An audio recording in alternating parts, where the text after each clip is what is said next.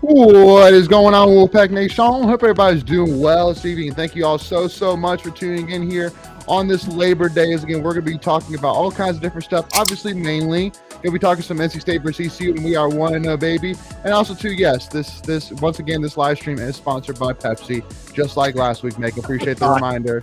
Well, but it was just funny how you did to the camera, I didn't actually show the logo, but no, this is it's going to be an interesting podcast. So live show. Yeah, exactly. So if you're tuning in with us, make sure again to just send us a comment, let us know, just say hey, or also if you have any questions, thoughts that you want to go ahead and share, or topics that you want us to discuss, we will make sure to get to it. But again, excited to get to it today, and excited to be 1-0. At the end of the day, again, we'll kind of talk into more of the nitty gritty. But at the end of the day, ladies and gentlemen, we are 1-0, and that is a beautiful thing. I think at the end of the day, that is what we wanted. It didn't have to be necessarily the most beautiful thing, and it was definitely far from the most beautiful thing. But at the end of the day, we are 1-0 here, heading into Charleston Southern, heading in here this weekend. So Greg should be joining us here soon. But, just as kind of a reminder, obviously myself, Greg, and Kens were actually at the game. Michael and making an amazing job running the watch party. And I hope y'all tuned in for that and enjoyed that. And also, too, even if you didn't, I'm sure you probably saw on our Twitter page the reaction of Michael and making that was top notch for sure to ECU missing the field goal. So Kens, kind of walk me through it a little bit here. What was your thoughts in that fourth quarter, and what were your expectations when ECU lined up to kick the field goal? Did you believe they were going to miss it, or were you kind of like us, being like, he's probably going to make this? And going into the fourth quarter, it's always hard playing at ECU for the no quarter thing that they do. So I knew that State fans were going to have to get rowdy. I knew that with the way things were going, it wouldn't have shocked me if they made the field goal. But after he missed the extra point, I was like, okay, we have a chance. And I really thought we had a chance when they were running out and scrambling to put it together, and then Dave called a timeout. So I was like, oh God. So either this is going to be really good or really bad for us. But it felt just like the Clemson and Carolina game all over again. Well, and I do want to discuss that, and let us know in the comments if you're tuning in with us. Let us know. Did you agree with Coach Doran's decision to call the timeout, or did you think it probably would have been better odds that he would have missed it if they would have just let the play go and kind of do that quick draw field goal? So, Michael, what was y'all's initial thoughts on that when Doran called the timeout? I'm gonna let Michael go first here because he was 3 seconds ahead of me the whole time. So I know it was a little tough, but I don't know. I mean, I think it was kind of surprising in the moment, but he did miss the extra point right before it, so it was kind of like icing him and making him think about it some more. But then also afterwards, Doran said that somebody got injured on that last play and had to come off the field. So we didn't even have 11 players out there. Oh, really? I think, I saw that. He said there was they didn't have enough players on the field. They were kind of subbing in and out. So that's why they called the timeout partly. Interesting. They say they'll find the guy's back up. Those were his words. Yeah.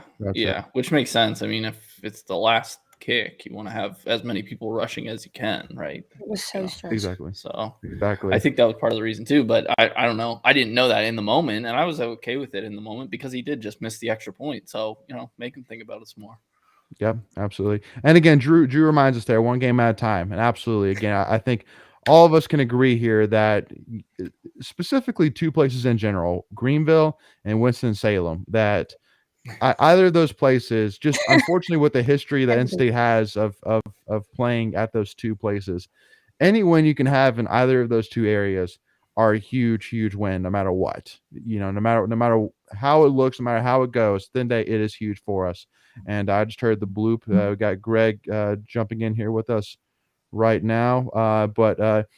So again, I mean, obviously, again, thrilled again to be 1-0, and at the end of the day, just kind of go ahead and one of the things actually I do want to go ahead and mention as well is I was actually really happy, really seeing a lot of the feedback. There was a lot of State fans that commented on our tweets after the game, and most all of them weren't like necessarily, I guess, glass half empty, like, oh, we stink, we're going to do terrible this year. It was mostly kind of like hey, we're 1-0. and pretty much most all of them said, I believe that we'll get this figured out. So to me, it was like, since it's Wolfpack Nation kind of turning a corner here, being like, hey, we're going to support these guys here. I love it.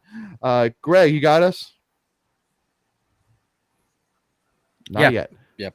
Okay, cool. He's here. What's up? Yeah, Greg. Okay, bestie. Yeah, you're good.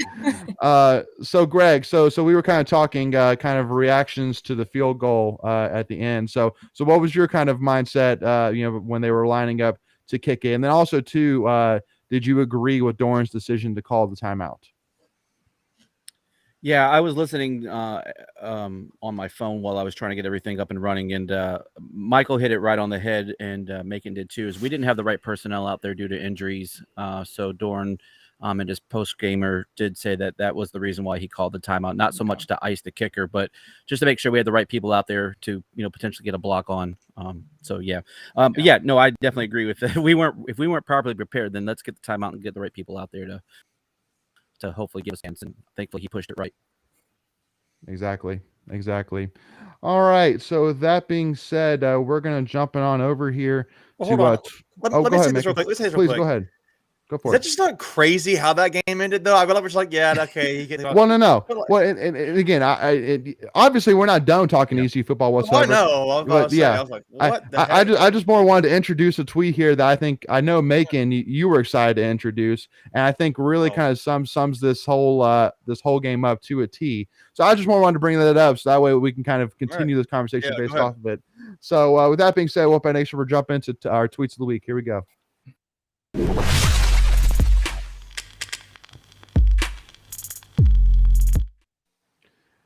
All righty, so we got here. Favorite tweet. Yeah, Joe. For those who are listening in here with us again, Joe Gilio. All he tweeted right after the kick was missed was just a tweet that has 2 words: "You're welcome."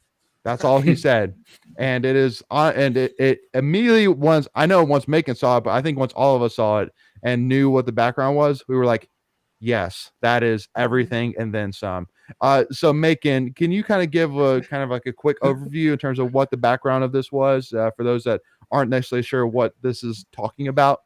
Yeah, so Joe Gilio and Joe Ovius, they basically did some sort of like joke of a spoof of like a buying these different like little knick-knack things to try to break the curse of NC State losing on the road and particularly at Greenville. And they were ultimately, it was not even just that. I think it was just to have, let's remove all bad luck we can by doing any sort of charm or thing they were doing as a joke. Voodoo, ritual, whatever. Voodoo I don't believe in the whole voodoo thing, but it was just funny. And it was do now.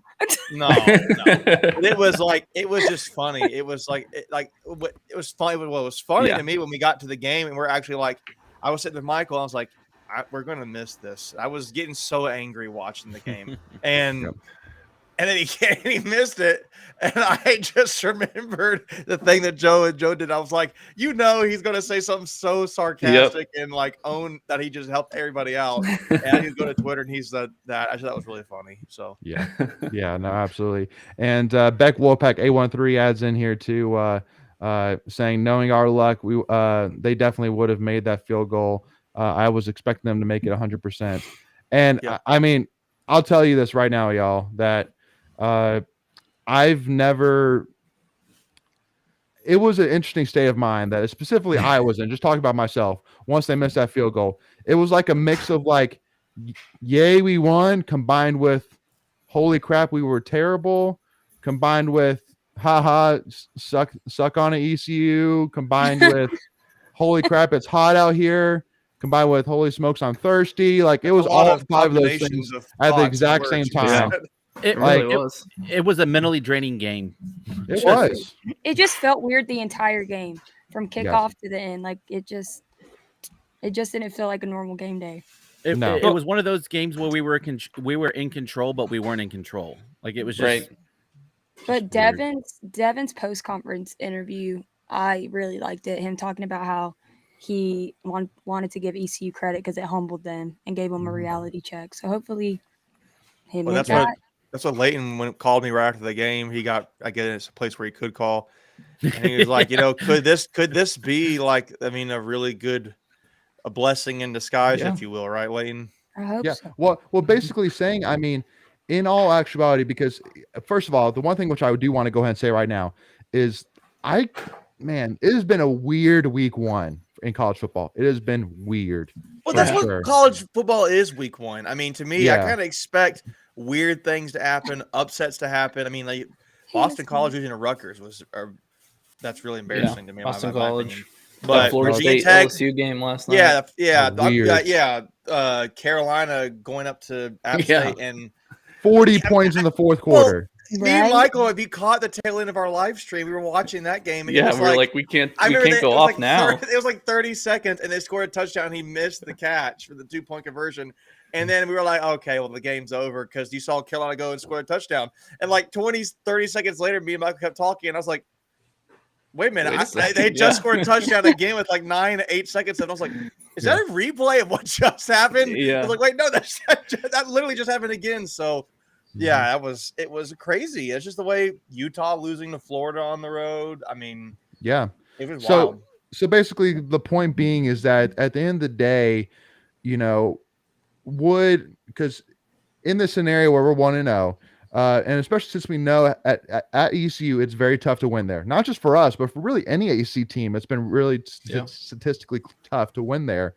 So a win there period is big. But the way that we won, I feel like it's great because not only is it a 1-0 win, not only is it a win against ECU at ECU, but it's also a gigantic wake-up call. It was a gigantic wake-up call. Like, it was so clear. And even Dave Doran said it in his post-game press conference saying, like, the guys aren't happy right now. Like, they're not happy, even though we just won, and like, we're not happy. And the guy asked, like, do you feel like you'll have to bring them back up? And he was like, no.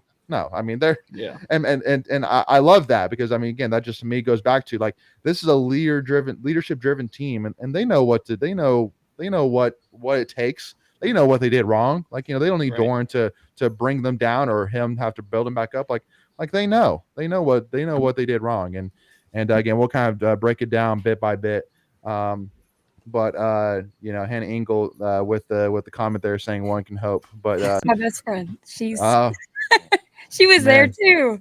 Oh man, yeah. So but just one thing which I do want to go ahead and just skip over, and that way we can move on from this one topic. I did want to bring up real quick since Ken's, Greg, and I hadn't really had a chance to talk since the game. And I'm sure those who are tuning in with us, some of y'all were probably at the game with us. But I'll tell you this right now. I've been to ECU 2 years in a row now, and again, I'm not one to necessarily crack on somebody when they're down for sure, because I know that there's a lot of staffing issues right now, which I'm sure has something to do with it. But basically what I'm getting at is that the operations at ECU have been rough. They left those to be freaking ramps. It took me 30 minutes to get to my seat in the nosebleeds from those freaking ramps. Well, and because the one thing which I do want to add, and then Greg, I'll let you jump in here, but because I know, again, a lot of it could do with staffing issues, but the one thing which I will say is that basically there was a situation that happened where my wife and I, we went to get water, again, waited over an hour for water.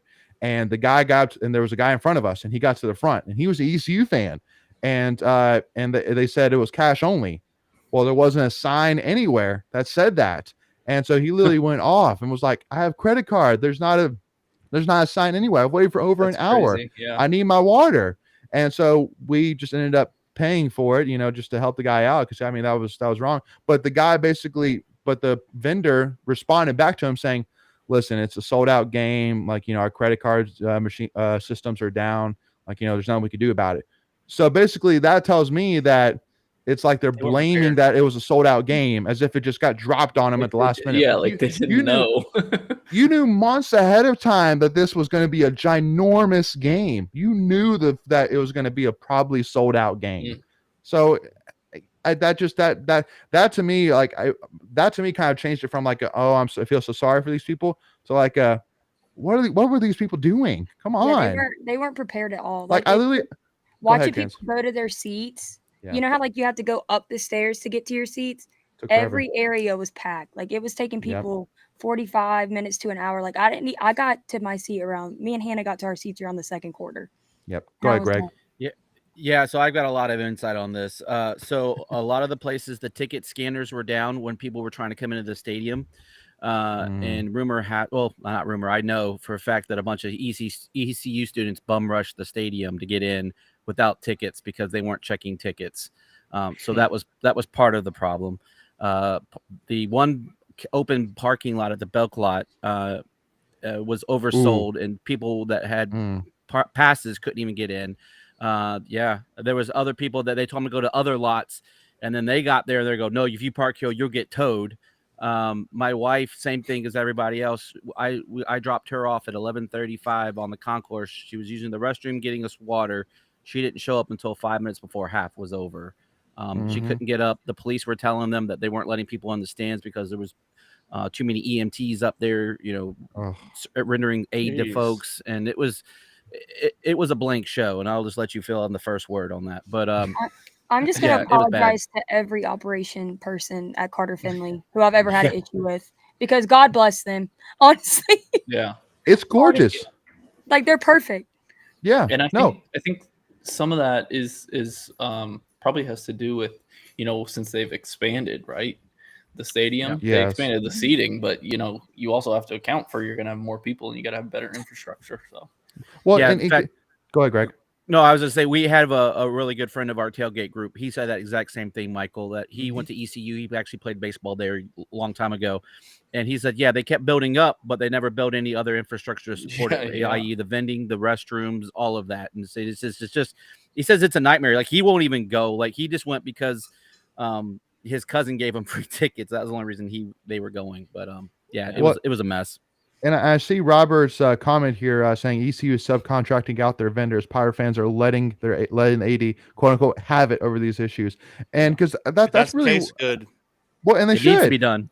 Because I mean, as fans, I feel bad honestly for the ECU fans, because I'm sure they want to be proud. They want to have people want to come to the games, but I'll be honest and say, not anytime soon, unless I know that some things are different. Because again, just like Greg was saying, the parking was terrible. Getting in and out of the stadium was terrible. Getting water, basic water, when it's like literally feels like 100 degrees out there. And it's not even to the visiting fans. It's to your own fans as well. It's everybody. Yeah. Exactly. ECU fans were in line waiting to get up the stairs just as much as everybody else. I felt bad for the students, because I'm like, this is your first game and you're out of the student section for 2 quarters. You won't even get there by halftime. Yeah, it was half empty at one point. Yeah. The student section. When it was like a close game. It was ridiculous. You heard all these state fans saying, we take Carter Finley for granted. Like, walking through there, we were all saying it. And Leighton, to your point about the guy, trying to pay with the credit card, if you look on their website, it actually says they're a cashless operation. So, like, why would you have cash? Yeah. Couldn't get there were some people in front of us. Go ahead. No. Well, just saying that. I mean so basically the only people that got anything were the people that just happened to have cash on them. Because just like you said, if I was a fan, I've read on your website cashless, then just like I think basically what you're saying is that I didn't have a need to bring cash, basically. So yeah, right. No. And again, y'all, I mean, and that's why I keep saying this, and Kenzie's already said it a couple of times. I'll say it again, that at NC State, we are definitely very blessed. And I say it all the time that parking wise, like, we're up there. Like we have great parking opportunities for people, whether they want to pay, have something ahead of time. The concourse is huge, so it's very spread out, so you're not necessarily like having to like walk through lines in order to get from one place to the other like you have to at ECU. There's a ton of vending options, like with them adding the food trucks now, so there's a lot of different places you can get food, drinks, alcohol wise. They figured that process out, so it's pretty simple, and they're able to get through that line pretty quickly.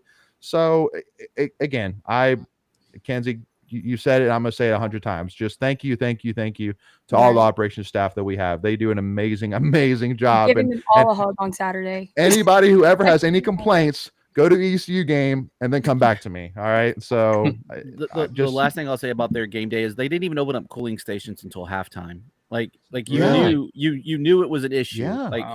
Like they weren't prepared. Like they were very much overwhelmed, and I do feel bad for the staff that were busting their hump there and and probably getting a lot of grief. And a lot of it wasn't their problems, like the technical issues. It sounds like they probably had a lot of with the ticket scanning and the credit cards that might have been on the same kind of system. Who knows? I mean, you couldn't even hear the referee making calls on the microphone. Yeah. Like that was on TV too. That was on TV too. Yeah. Oh, really? Yeah. Yeah. Yeah. We couldn't tell what Yeah. you're saying. Yeah. So kind of jumping back into it a little bit here. So we'll kind of use this tweet to kind of jump into back in this conversation. Emeka Mazi tweeting out there, dang, now I see what it's like being a Pack fan with the laughing, crying that emoji. is my favorite tweet ever. And that's also a great tweet of the week for sure. I mean, I feel for Emeka for sure. So, because I'm sure he was probably sweating just like we were. But kind of going through it a little bit here. So first of all, obviously huge news coming out today as Peyton Wilson was officially announced as that his MRI came back clean. So nothing major there, just a lot of soreness. And because I'll tell you this right now, I saw, I think it was the second drive, him come out. And I was like, yeah, here we go again. Like when I saw him with the ice on, I was like, crap, you've got to be kidding. This man can't catch a break. And I feel bad for him. Yeah, no, exactly. So, I mean, so glad to hear that there's nothing big there. And honestly, for me, I think that we've all said this, that, I mean, with Charleston Southern, I mean, you feel pretty confident that our defense personnel, especially with Devon Betty and Jordan Poole there, that they should be able to take care of it. So, I mean, don't push them by any stretch of the measure, especially for Charleston Southern. And then obviously the other piece of news, which I'll kind of add before I let one of you guys jump in, is obviously with Trent Penix, it came out that he has a quote unquote non-surgical related injury that's going to keep him out 4 to 6 weeks. But I mean, he basically tweeted out there saying that he'll be back better than ever. So definitely hoping for a quick turnaround there for that. So making, what was your kind of initial, obviously, first of all, the news about Peyton Wilson was huge for sure. I mean, as again, that guy can easily be an All-American linebacker if he could stay healthy, but that's just been the one issue he's had for his entire career, is just injuries. That's the only issue. Yeah. Honestly, I'm thankful that he can still play, but man, very quickly, my second thought was, and I hate to say this, but I don't know if we can count on him to be there. That sounds really terrible. Not that he doesn't want to be there, but when you're planning, if he's so injury prone, maybe this was just a one fluke thing. Maybe he comes back and he plays for a season now. I'm being like a maybe pessimist, if you will, in this regard, but I really feel like you need to plan for somebody else to be ready to be the starter, if you will, at times. And then if Peyton can play, well, he should be the starter and great. But whoever, I think people are saying Jalen Scott's his backup. Like he has to be ready at all times. Just like any backup should be, but like he really needs to be ready. He needs to get some first string reps a lot of times, in my opinion, because I will say go ahead. He ended up leading the team in tackles on Saturday. Yeah, Jalen Scott. So yeah, nice. Yeah. So was that a PFF guy you just pulled up? No. No. But that was it was just really, I really feel bad for Peyton. I mean, like he's got all the potential in the world. I really almost feel like, is this kind of, I mean, again, maybe it's just a one-time thing, but if he gets injured again, like I just don't see an NFL draft scout being like, yeah, we can take this guy in the second round or third round. I feel like he become the 4th, 5th, 6th round guy with high upside. And, I hate that for him because he's probably the biggest draft potential defensive player we have. So I just think for this team, you obviously make sure he's healthy and get him healthy, but can you count on him to be there every single week, every snap? I kind of feel like at this point, sad to say, I don't think he can. So unless he kind of slowly continues to play and shows he's not getting injured, that's good. It's just you have to be very cautious of him. And I'm kind of glad they pulled him out. If he was hurt, do not screw around with him being in the game at this point. So, and you were up 21-7 in the third quarter. You kind of felt like maybe we don't really need him to play right now. Jalen Scott and Devin Betty can fill in, but so Yeah. At least you got a guy like Jalen Scott who can lead the team in tackles, right? So Exactly. be thinking for that too.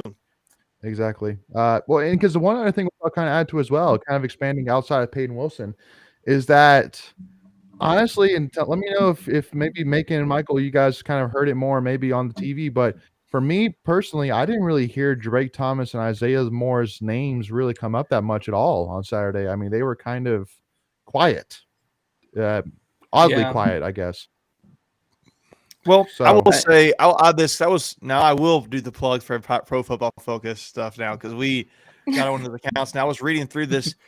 If you look at and you two guys saying Drake and who were the questions you had? Isaiah Moore. They I think they quietly had good games. They didn't have a lot of like a big. They didn't have splash plays. Right, but Drake was your fifth leading defender. He had a 68.7 grade in the game, and Isaiah Moore was actually lower. He was the 11th best graded player for your team, but I think it was Isaiah was tied for first with pressures. He had 3 pressures for the day, so that's good. But beyond that, like I think he led the team in QB hurries. So he was getting pressure on the quarterback, but he didn't have a lot of flash plays, and neither did Drake. So I remember there was a few times me and Michael were watching the game, and there were other guys getting tackles because of what Isaiah and Drake were doing on the field. I was kind of rewinding the play back a few seconds to see who was causing the offensive player to go a certain direction that got a tackle for Jalen Scott or whoever. So, no, absolutely. Because I mean, and kind of since we're talking about defense, the one glaring issue that we had because to me there's one glaring issue on both sides of the ball.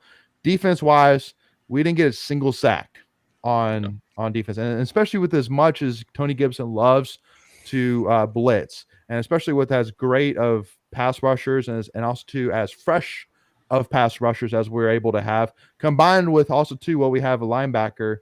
You should be able to get there. Now, I know in kind of their defense that first of all, and even IPS, I was reading one of their tweets, basically said that ECU had a great game plan in place where it was a lot of quick action plays. So basically it was a lot of holding it, was getting the ball, throwing it. Like it wasn't a lot of, holding it for 3-4 seconds. It was just snap it, toss it. It was very quick. So they didn't really give our defense a lot of time. But there were a couple of times where he did hold on to the ball that we weren't able to get to him.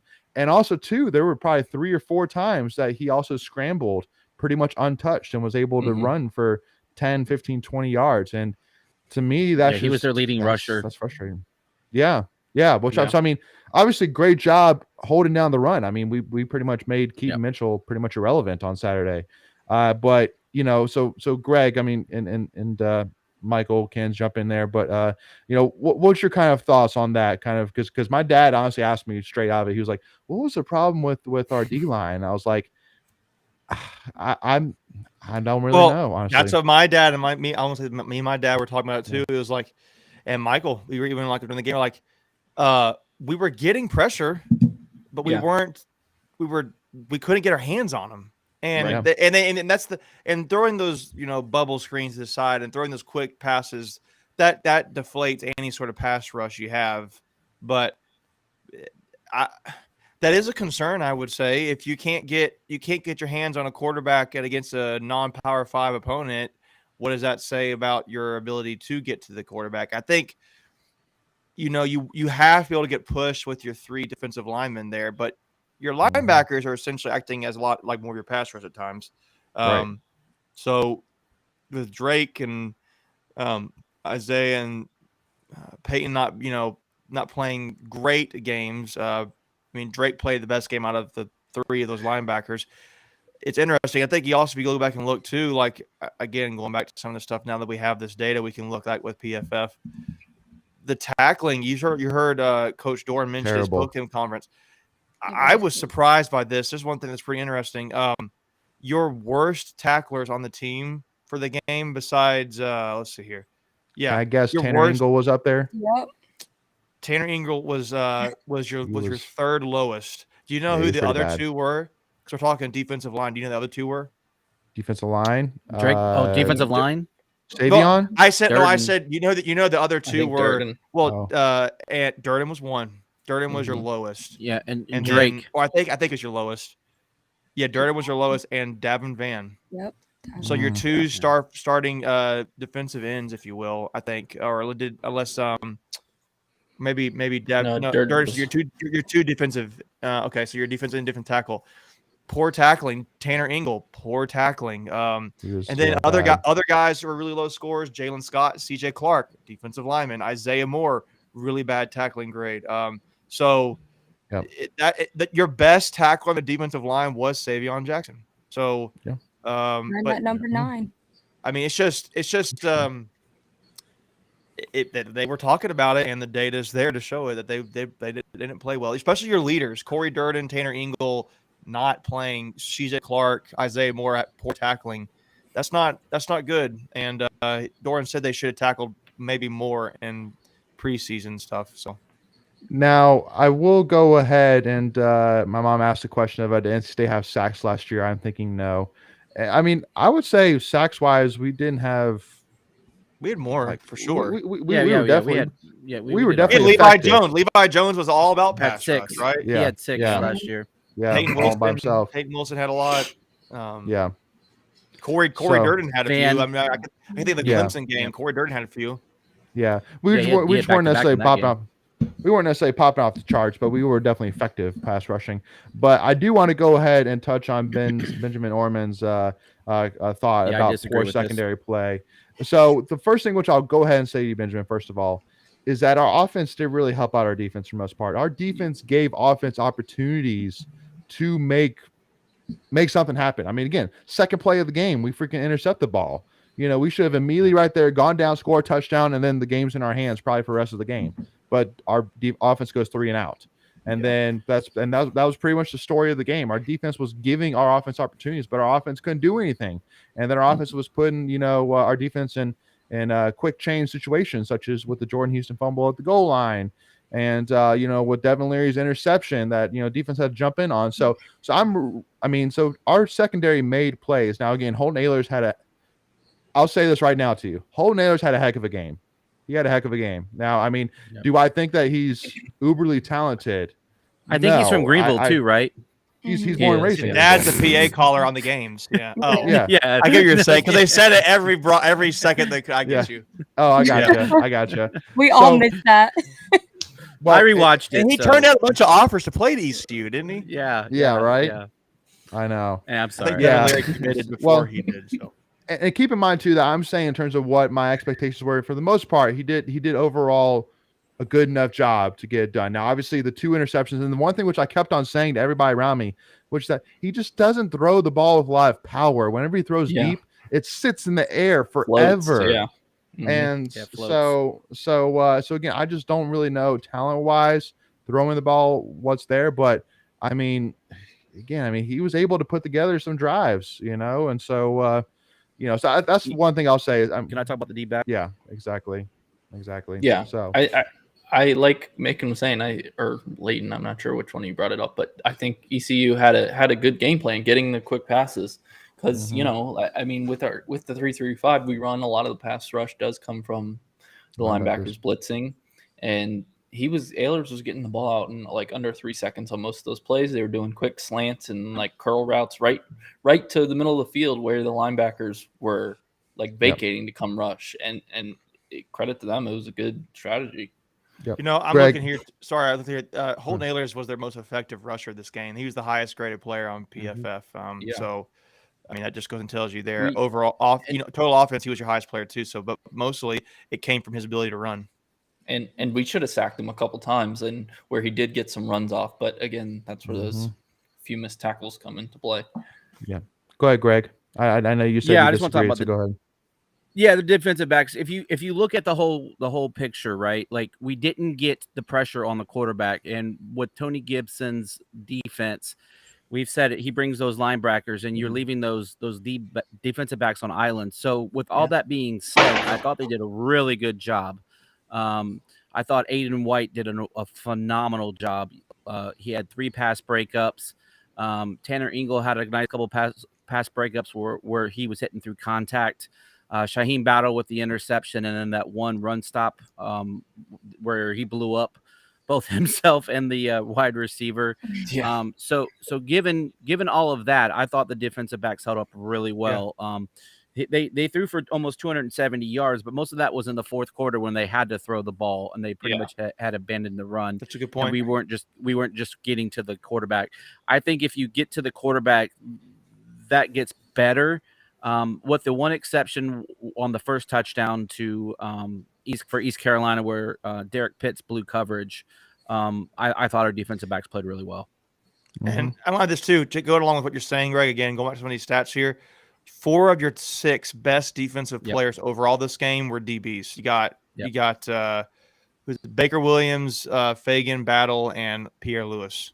So I mean, those didn't Tyler get the other interception, or was it Aiden? Tyler was the second snap. Yeah. Was the second snap interception.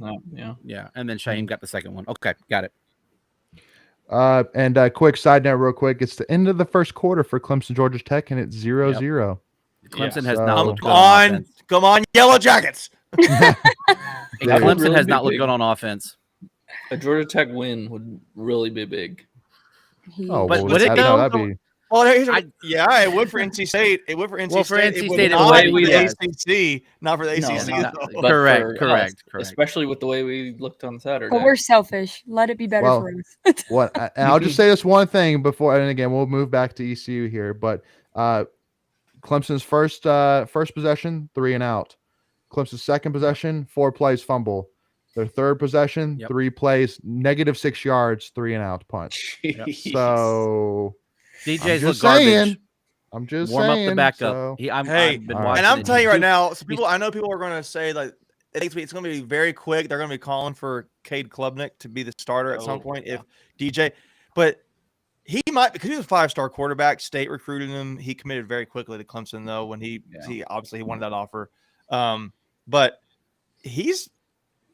I don't know if he's really thin. He doesn't have the muscle mass, in my opinion, yet to really be there. But granted, Lamar Jackson didn't either. But Lamar Jackson was a really special guy. It's just totally different athlete. So you make muscle mass and all that does not necessarily need to be there. But when you're struggling and you're a true freshman quarterback, I'll be concerned. The offensive line better play elite if they're going to play him at all. So yeah. All right. So I think and kind of jumping back to ECU, let's get back there. Get back there. Back to So Rob. obviously, I think defensive side, the one thing which I just kind of wrap up the defense in the bubble is that I don't think anybody should have a worry about defense whatsoever. Tony Gibson, these guys are going to get figured out. Tanner Engel has not been able to sleep at night. With how he played and the opportunities that he missed. So he's going to bounce back, and they're going to actually put the hammer on Charleston Southern. Yeah. Well, and I'm going to give some tidbits here again. Like the worst part of it, you look at the stats on Pro Football Focus. Tackling's the worst thing we did this game. I mean, if we just fix that, like your starters, you're going to be playing better defensively. I think what's interesting also with pass rush, as a highlight, that was a question we had coming into the season, and I think it still is. But in a positive way, the one player who led the team in pass rush grade, do you want to guess who it was? Tyler Baker-Williams. Like in pass rush? Yeah, I mean it's more of in the a rush? obvious answer to a degree. It's Probably Devin Durden. Van. Devin Van was. So as a young guy getting his first start, he led the team in pass rush. Now you didn't really see it. You got pressure there, but you didn't see that. So Put their hands on him. and then I'm curious. I want to ask this too before we move away. If we are going to move away from this game. Just from defense to offense. Okay, well then you can go to offense. Then I'll switch over. I was going to ask some point if we could talk about what you guys thought were the positives overall from the game, what you thought the negatives overall. We're kind of talking about it now, but well, we'll get there. We haven't even talked about Devin Leary yet, which I definitely want to talk about him and Demi Sumo for sure. But I do want to bring up too. I want to make sure to bring up comments here. So Southern Family says every single long-term State fan knew this would be a hard-earned win regardless. Bandwagon, fair weather probably said, "Oh, look at this roster, et cetera, et cetera." Even if we won by 80, it's still 1-0. And yeah, I mean, like all the UC fans are all heckling around us. I'm sure with you, Kens and Greg as well, saying number 13, y'all ain't number 13, y'all are sorry and blah blah. It's like whatever, guys, whatever. We're 1-0. when does the new poll come out? tomorrow. Tomorrow? Because of the Monday game. because of the Monday game. It usually comes out on Sundays. But That's what I thought, or whatever. But it's all right. So real quick, and just by a finger up or finger down, does anybody think that we're going up the charts? 24/7 Sports said that. I was like, what?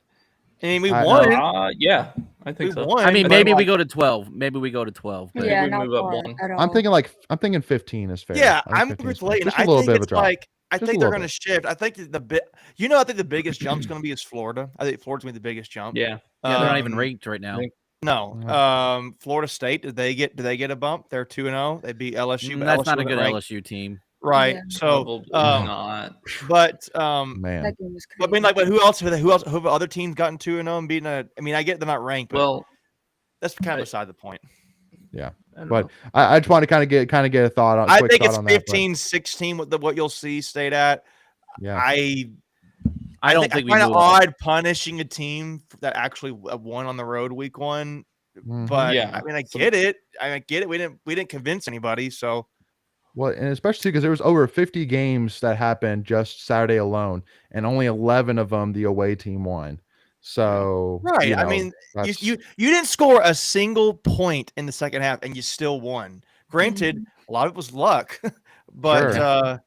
sometimes you need luck. But- So Amen. Sometimes it's Amen better to be that. lucky than good. Amen on that. Amen. So yeah, kind of jumping over here. So wanted to kind of bring in actually Greg Roberts' comments saying, I hope coaches aren't trying to make Leary a game manager. Leary needs to throw 40 plus times a game. It's a little excessive. Well, and again, I think that I was doing that at your mom, Kathy's comment there. What? That was crazy. Sorry.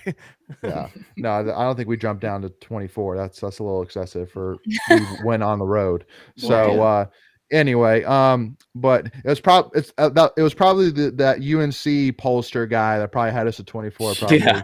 I mean, I did see that your mom was at a brewery earlier, so I don't know what's going on there. Yeah. So obviously we got to talk about, the offense side. So kind of talking about Devin Leary here first. So I know that you and I we're talking after the game, and statistically Leary didn't have a terrible game, but from watching it and from what we know of Devin Leary in terms of how good he can be and the throws he can make, he was nowhere close to that. He was way off from his normal self, way off. And I mean, there's many different examples I can bring up, but the one in particular is the last offensive drive that we had. It was like a 2nd and 15, and Keon Lesane did a 15-yard out towards the ECU sideline. And Keon ran a beautiful route. So he was literally all by himself, had the perfect spot open, and Devin Leary way overthrew it. And it's like, you've hit that route a million times just at NC State alone. And especially in that moment, we need you just hit that. We get a first down, we can run another minute and a half off the clock. So that was so frustrating to me, honestly. That was the throw he had a problem with all day, was that out, right? From one hash to the other hash on the other side. Like he was all over. He was short, he was long, he was wide. I mean, only thing he didn't do was hit the mascot. But like the thing that I think is, I know this isn't an excuse, but I didn't realize, I always forget that was his first game in Greenville. So yeah. I mean, that was his first. I get it. Yeah, I get that too. No, I get it completely, but it's like, I mean, look at you, Kens. You're so good. I gotta back my quarterback, especially because he watches this show. That's my quarterback. That's my quarterback. No, I think what Leighton said was the key. It's we know how good he can be, so like, and should be and should be, and he didn't have a terrible game, but we expected more out of him. But he forced stuff that he usually never had. I mean, again, that interception throw to Thayer, there is zero reason in that situation you force that throw. Zero reason. That cornerback sat on that route. Like, I mean, he was just there and he just jumped it. I mean, that was a bait. Like, he baited him, and then Leary took the bait on that. Here's my thought with that too. I was telling Michael, like, early on in the game, what I was not impressed with was Leary was looking down his receiver for 2 or 3 seconds where he threw the ball. I'm like, that is not going to get it done, man. You can't No. hold your eyes there. I'm throwing to you. Be ready. Here it comes. Boom. Oh shoot, it's incomplete. You can't do that. And it's probably what's going through Leary's head. He's like, here it comes, buddy. Yeah. But Yeah. no, you could tell there were some plays. I know it was one of those 5-10 yards out, and he's looking the receiver down, holds his eyes there for like 2-3 seconds. He throws it, and it's a breakout. I think it was to Carter, that particular. So it's not great, but I mean, Leary, I'm trying to look at the stats of the game. Fine. Yeah, he'll be fine. But you're right. I thought the comment that He'll be fine. Doran making them a game manager, it did seem like to me, if you look overall, take a step back at how the State played, it seemed like State tried to be really conservative this game. Like they really tried to run the ball well I mean, to me, it was they thought we're just the better team. We can run this and kind of make Leary a game manager this game and win this. It didn't come off like we're going to just, showcase Leary here. It definitely was not that. So,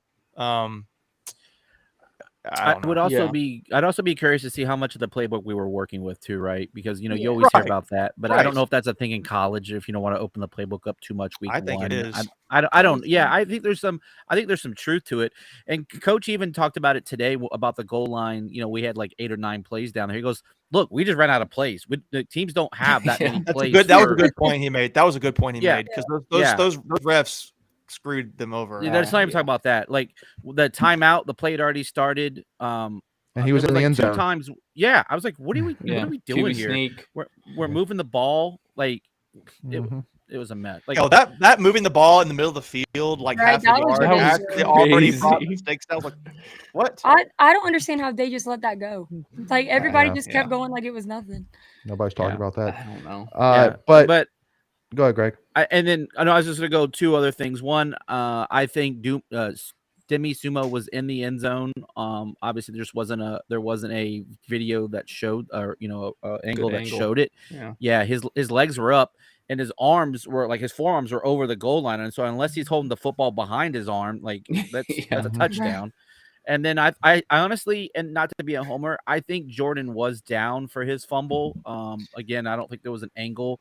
His legs weren't down, but I thought maybe his forearm or elbow was down before the ball came out. But again, we didn't get an angle on that showed that definitively. So I know we had those 2 trips down at the goal line and came up with no points. And maybe that's something we should talk about too. About do you kick the field goal or do you impose your will? And I liked Coach Doran's comments today with regard to that. I thought Coach Doran had great answers for all the stuff and everything, reasoning of why he thought about what he thought. And he was like straight up. He goes, "Look, those are my guys. I'm riding or die. Like if you tell me you go get a yard, go get that yard." I did like what he said. He says, "They owe me one now." Like they owe me. I did. Here's my thing. I told I was talking again to my dad about it, and it was like he was really frustrated we couldn't do that. Like, there's and a lot of State fans are saying that we should have kicked the field goal there. But if you're NC State and you really believe you're 13th in the country, and you're up against ECU, they had that stat that came out before the game that the average weight difference between the offensive line of State and the defensive line of ECU was 50 pounds. Like we're talking 310, 315 to 260, 265 for ECU. And if you're the better team, just go run it down their throat. Don't get cute with it. I still don't understand the shotgun call and the 4th down. But I mean, I guess you saw. But ECU did it too. ECU was doing the same thing. Florida State and LSU did it last night. People do it. I get it. But if you really think you're the better team, it should be a mental thing. Just go run it down their throat. So man on man, just go. And on that, I will say, Doran chose to go for it and then trusted his defense, if we didn't get it, to stop them from going 99 yards, which we didn't get it. And then ECU, I think a lot of people forget, turned it over on downs right after they got the back. We got the ball back, but then Leary just threw a pick 2 plays later. So, and then they scored after that. So, I mean, it worked out exactly how it should have. It just was unfortunate we turned it right back over. Yeah, and one of those stops too, they ended up punting, and that's where Thayer got the nice return. But I agree when Coach was talking. It was like, hey, there was still 10 minutes left. There is a big difference between 10 and 14. 14, they got to go get 2 touchdowns. With 10, they can get a touchdown and a field goal. It's much easier to get that field goal. Well, hindsight's 2020, obviously, but Yeah. you know, analytics wise, it's like, okay, you know, you only got to go so many yards to be able to get a field goal, whereas you got to go the length of the field for the touchdown. So with 10 minutes left, I think that is the right call. I agree. Now, the one thing which you did say, Greg, which I do have to agree on, was that Demi Sumo was electric. And speaking of electric, I want to take a quick second here and give a shout out to our brand new Tuffy Talk live stream sponsor, Darby Electric, which is a veteran-owned company, and they specialize in residential work, but that's not all. They also build electric vehicle chargers, do a ton of remodel work, commercial work, and many other small projects. Even though the Triangle is their primary service area, they are capable of expanding that boundary. So make sure to check them out at their website, darbyelectricllc.com. Find them on Instagram or Facebook, or give them a call at 919-339-0062, which they are available for your call 24 hours a day. So make sure to go and check them out, y'all. But thank you for Darby Electric for joining on here as a sponsor. Really do appreciate it. Make sure to go check them out, y'all. So, but yes, I'm just here for the Ashlyn Smith and Kathy Smith score updates. Right. Yeah, my wife and my mom are coming in clutch right now. No. Now, the one thing which I will say, so basically what happened real quick is that Georgia Tech got a punt blocked, and then Clemson had the ball on the 3-yard line, and it took them 4 plays to get in the end zone. So interesting one there for sure. Yeah, sounds very similar. Yeah. But anyway, jumping back in, Demi Sumo. So first thing I do want to say is that real quick is that slimy shark. But I do want to say though, in Jordan Houston's favor, besides the fumble, I wasn't necessarily like I thought he was solid. You know, I think he made some plays. I think he ran the ball well. I do think that Tim Beck needs to rethink a little bit and maybe stay away from using Houston as kind of the between the tackles guy. Use him as the swing out, quick screen guy, or the toss guy, like get him outside. He's just not really a ground and pound down the middle guy. So maybe we can use more Sumo being that between tackles guy. So I just wanted to kind of say that real quick because everybody's going to talk about Demi Sumo, but Jordan Houston is still a solid running back for us. I do not want us to forget about him whatsoever. But I know, Macon, you love Demi. I know you probably got some PFF statistics there in front of you. I go back to all the things I was seeing on Pack Pride and Inside Pack Sports and their interviews with coaches and all that. And like, I have never heard this kind of hype or talk consistently coming around for one guy. And you saw it and it was like game 1. He's already, he looks like the starter. He does not, he's RB1 in my opinion. And you already saw the depth chart come out. I think they're doing it out of respect for Jordan. And also we're not recognizing it's only been 1 game for Demi Sumo. Only been 1 game. Yeah. But it's like, he needs to be at least an or on the depth chart, and he was. He is now, right. Yeah. So, ahead, Michael. I think there's plenty of room in the offense for both of them.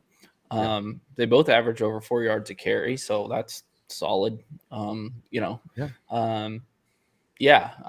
excited to see what Sumo can do, though. Yeah. If there was betting odds in Vegas on who ends up the starter by Clemson, I think it's going to be Demi. 100%. Yeah. Wow. If it's not, I will go pick it outside. I will go pick it outside the Wendell Murphy's and be like, "We want Sumo.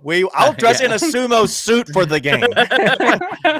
I'll get one of those Durham Bulls Sumo suits and just go to the Clemson game or Car Finley. Yeah. So, but and again, that's nothing against Jordan. I mean, he like you said, Michael, they're both averaging over 4 yards. I'll take that any day of the week. Just one's a little bit more explosive, I think. Yeah. So. Well, they could be the 1-2 punch that we had last year with Knight and Ricky. I mean, it can be that. I just think when you're looking at depth chart and you had a thing going into the season where you're concerned about the run game. Like he looks really good. So there it is. I think the one thing that's separating them right now. Sorry, Michael. I'll cede here in a second. Is that Houston's better at pass blocking. If Demi can get that up, I think that will be what flips them from 1 and 2. That's actually not what Pro Football Focus says, but I get you. He's got the maturity. They gave Demi a better pass block grade. Good. He did. He actually Good. had. I think he was like ranked 7th on the team. So for this game, yeah. Which, by the way, I am really enjoying these stats. So You're a stat guy, so we were talking another concern about offense. We were talking about tackles. Do you know who had the best or offensive line? You had the best pass blocking grade on the entire team. Say Tim McKay. Anthony Belton. Anthony Belton, did, guys. Let's and go. I think, and he had really well. AB. I believe, yeah, he was your no, he was your second highest rated offensive lineman behind Zavala. But pass blocking, he was the highest grade offensive lineman. So to me, game 1, there's your answer there. Him and Zavala, that they played really well. So, and then Doran also highlighted Tim McKay. I don't want to leave that out. Tim McKay did a really good game too. He was graded really well. But yeah, so I want to shout out Hannah. She found a sumo suit. See, we should all wear it to homecoming. just get paint like a red zero on it. Yeah, love it. Wear it for homecoming. I'll do love it. it. Hey, I will say when it gets late in the season, that actually might be smart. It'll be warm. Yeah. Yeah, our wolf onesies were so warm. We're determined to find another one. But just to kind of wrap it up though, so obviously like wide receiver wise, I think pretty much where my head is at is really just kind of no comment really at this time. I mean, Devin Carter, he didn't really stand out per se. Thayer looked fine. Daryl Jones got some in there, so like to me, it's like no real answers at this time. Like, everybody was just kind of so really. Some of that's the product of the quarterback too, though. Quarterback play, right. drives that. And the play calling. I mean, yes. Can we talk special teams? I'm really not worried about the passing. I mean, yes, it was rough, but yeah, they'll figure it out. We're gonna bounce back against Charleston Southern, y'all. Don't worry, seriously. Yeah. We're gonna hang some on them. Well, we better. It's Charleston Southern. Yeah, right? We'll be fine. We'll be good. But yeah, no. Quickly here. Special teams. Yes. So what was the stat now? Is it like 7 straight 5 in a row? games? 5 in a row. Games. 5 games in a row with a the special teams touchdown. Yeah, that's crazy. Yep, that's an incredible stat. Frank Beamer will be proud for us. Yeah. Beamer ball, baby. Beamer ball. That's a really good stat. And I saw another one, not special teams related, but this is going back to we've talked about the rankings. Someone, Jack R_NC on Twitter had how many, I don't know the number here of how many actually traveled, but he said how many top 20 teams went on the road and won this weekend? 2. We might be the only one. 1. Houston. Wow. Oh, one NC other. State. Yeah, no. How many top 20 teams went on the road and won this weekend? 1, NC State. So yeah, I mean, Houston and BYU both did their top 25, but yeah, and I would say, well, I try to figure out who actually went on the road, but Utah was one I can think off the top of my head. Yeah, but they lost. yeah. So a lot of those teams also start their season at home. Your really good teams usually end up either a neutral site or a home game. So that's really how it works. Put the points made. But special teams, let's go. But it was funny too. I Yeah. saw one poll that already came out that had Clemson at 10, which I'm like, they didn't even play yet. But anyway, so but yeah, no, special teams were great, man. Sean Brown, you've heard some comments about Doran and some other guys commenting on him. He had a really big tackle or block on one return and then recovered the ball. But hey, Previllen is a guy who's been buried on the depth chart, and he had that block was great. Yeah, that'll get you more playing time and highlights there, man. And I think it's a third-string wide receiver, but that's a really great play there. I mean, it technically ended up winning us the game because that was an extra 7 points. True. Yeah, no, I thought they did. I thought they had a lot of good movement on the line before that. Maybe caused a little confusion, and then it took like the punter a week to get it off. But I guess he's 30, and maybe he had some hip issues, and was going a little slow.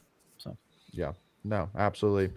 So again, special teams. But the one thing we need to work on is punting. Hang time on those punts. Yeah. It seemed like he got better as the game went on. The first couple were not great, but then they downed one. They downed one at the 1. So my concern was more with kickoffs. I know they had Colin Smith kicking it off, and there's that pooch kick he had. That was a short, shallow kick to end going into halftime. That was intentional, but like the opening kick was like 5-yard line. I was like, Now it kind of hung there and it bounced, and that made up for the time it took to get there. But that was to me the bigger concern. I think he put one in the end zone though, right? He did one. I think he put one. Did he? He put one in. I think he put one in. Yeah, maybe. All right. But again, a lot of it too comes down to that we've been very spoiled for sure for the last few years, obviously with AJ Cole and Trenton Gill for sure. So, but I think that Shane McDonough did a fine, serviceable job. Yeah, very serviceable job. So, definitely just got to give him more time. Again, first game, see how it goes, and then we'll go from there. But yeah, definitely, I agree with you though, making on the kickoffs for sure. Just need to either, if you can't get in the end zone, give me a little bit more hang time, or get it through that Brights, like get it out of here. So we'll kind of see with that. But making, you kind of brought up there, about 20 minutes ago, kind of wanted to kind of wrap this up and kind of talk about the overall positives, here. And I think first of all, I want to bring up Barstool Pack here's tweet saying, "We've lost in the opposite spot so many times and we've been miserable. Celebrate this one, we deserve it." And to me, That's I'm a good way like, to wrap it up. Amen. At the end of the day, I mean, how many times have we been in the opposite situation where we were the better team? South Carolina and Clemson.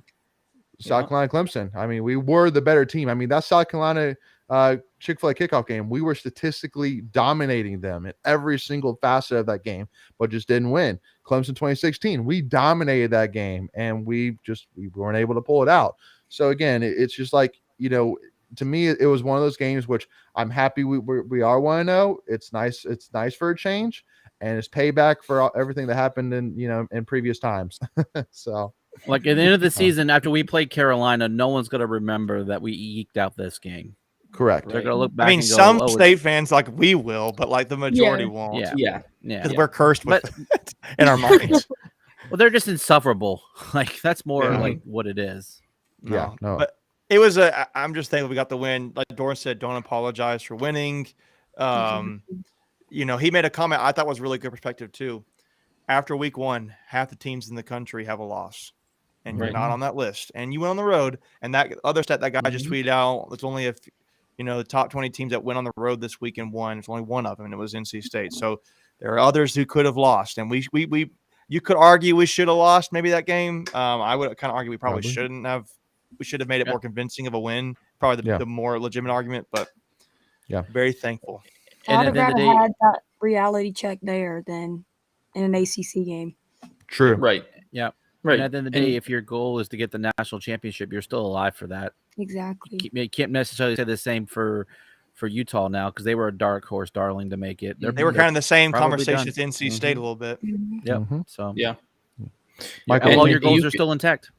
Yeah, I mean, you could make the argument that kind of win is better than if we had gone in there and blown them out, because now you know what you need to work on and fix, especially on offense, but you still have a win.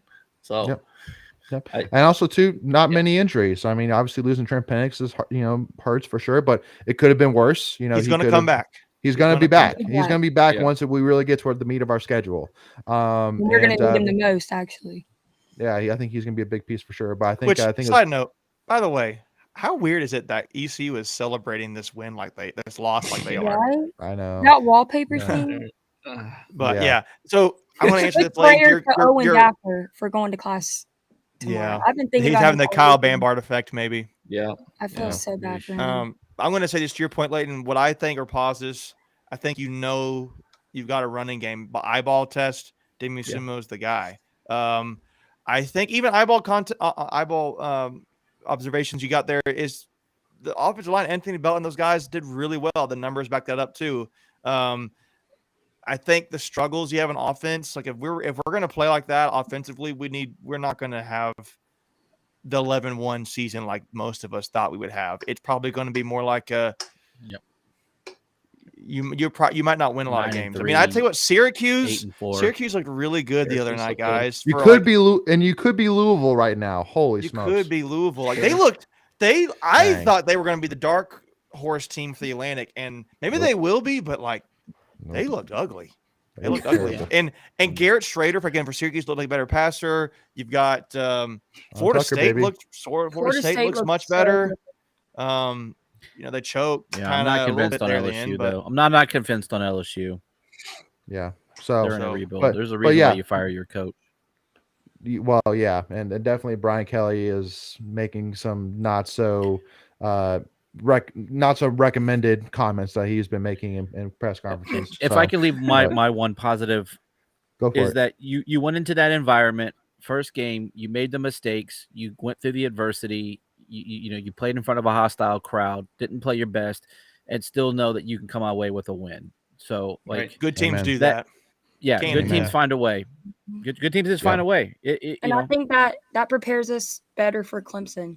We're coming It home does. for 3 weeks, and then we're going to turn around and go back to an environment that's insane. So I think that ECU win definitely helps with that. I agree. They're out for blood. And I will combine that with also too the fact that I think we're getting a little bit of a confirmation that maybe Clemson is maybe very similar to what they were last year. It's like, okay, that's good to know. Yeah, you should like buy your perk, ticket. it should perk everybody in the ACC's antennas up right now. It'd be like, they were down last year. Maybe this year they're not playing so great. Unless Cade is really the real deal for Clemson, there is a crack in the door here. We can take advantage of for the rest of the Atlantic. Yeah, and of course they score TD as soon as we say that. But I mean, everyone remember this is Georgia Tech. They're and also the ACC, and also it's the end of the first half. It's about to be 14-0. Like it's not like Clemson's beating them 35-0 at halftime. Like they would be in like previous years. And DJ's only thrown for 79 yards. So. Anyway, but want to kind of touch on a couple other things here, because again, there has been some other stuff going on in state sports besides this game. So I want to touch base on them. What? Are you crazy? They all shut off and fall. Yeah. So a couple things real quick. Obviously, want to give a huge shout out to our women's soccer team that started out this week ranked number 19 in the country, which again is, I mean, huge jump. Huge jump. They were. Yeah, absolutely. Well, I mean, too, the fact that again, now this is another team that is right there in the top 25 and probably will be consistently in the top 25 for years to come, if in my opinion. And you add that with, cross country has been killing it, baseball that's been flirting with it, women's basketball, football, that's another team right there that is competing in the top 25 and competing against the best teams in the ACC. Tennis. So, and tennis too. Yeah, absolutely. The women's soccer just lost their first game of the season yesterday. So they're 4-1-1 on the season now. I'll say side note, going back to tennis, women's tennis, they just got like a high major commit, like cream of the crop tennis recruits globally, nationally, whatever it is. Yeah, it's global. Yeah, so it's, having the season like we did, winning it in doubles, that's hopefully going to really pay off for us here the next little bit. Women's tennis doesn't hurt. Absolutely. Yep. Absolutely. So now moving on to baseball also too. This is also a big piece, big announcement too, is the announcement of Anderson Nancy announcing his commitment. So now NC State has 4 of the top 5 recruits from the state of North Carolina in the class of 2024. So it's clear that Avent and Coach Hart are continuing to dominate on the recruiting trail. And I'm sure that obviously with all of the upgrades that are going on right now at Dale, I'm sure that's probably playing into their hands as well, saying that you guys are going to get here right when really all of these changes are really going in place. So again, it's just great to see that. I've obviously heard a lot of good things too from Justin Cook. He always loves to keep us in the loop of how baseball is looking and what the Dale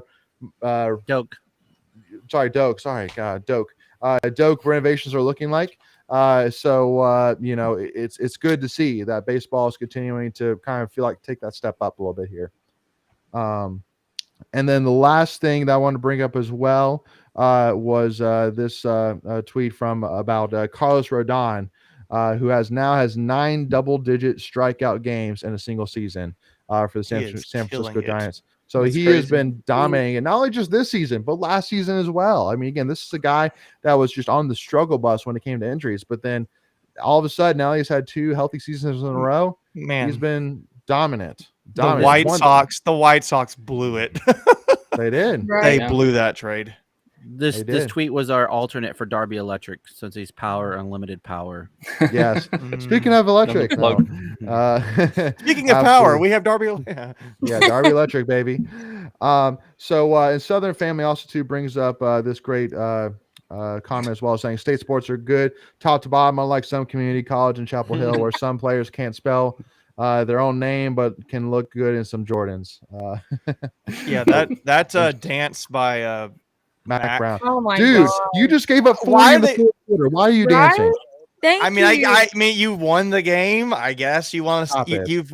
I've heard. I get the logic of you've practiced so much, you only win so much. Enjoy, and they haven't won. I'm like, yeah, like you look terrible. Can you imagine if State Doran did that? Yeah, imagine if. I Yeah, would imagine pour what it. they would say if State had done that and If Doran's they doing had this. done that, people would have went insane. Yeah.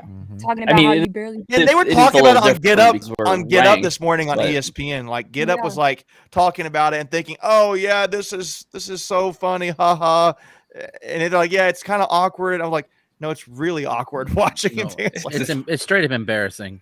Somebody Yeah. tweeted and they said the difference between the way UNC handled it and the way State handled it just explains the type of team and maturity and leadership is on each I like team. it.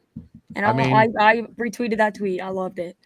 Now, I mean, I will say, I will say this, that I wasn't necessarily, I was like, let's pump the brakes a little bit on Drake May after he beat Florida A&M. But I will say Drake May is legit. I will say that. I will say that.